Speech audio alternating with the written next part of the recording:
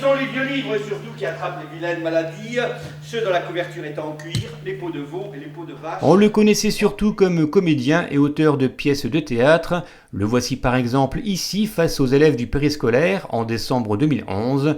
L'ancien rhombasien Raymond Fiaban était de retour mercredi après-midi dans notre ville pour une séance de dédicace de son premier polar, L'Escamoteur. Ça s'est passé à la médiathèque La Pléiade.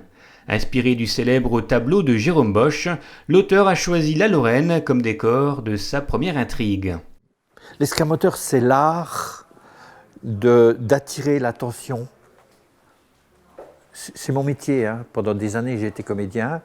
J'ai donc une vie où les regards se sont portés sur moi et sur ce que je faisais.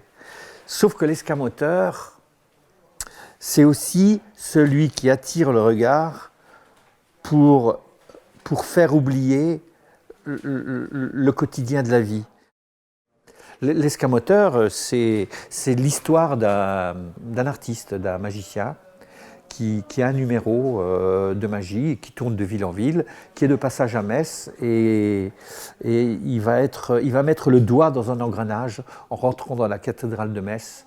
Quelqu'un a écrit d'étranges messages sur le cahier réservé aux touristes. Et là, il y a un message de détresse, et il va mettre le doigt dans l'engrenage, et ça va être très difficile pour lui de s'en sortir, parce que ça va l'entraîner dans un univers trouble, parce que la ville il y a une nouvelle municipalité qui est une municipalité d'extrême droite. En même temps, les mœurs évoluent et il se passe des choses étranges dans cette ville qui tout d'un coup tombe sous le joug de la partie extrême. L'Escamoteur est disponible chez tous les bons libraires, mais également à la médiathèque La Pléiade.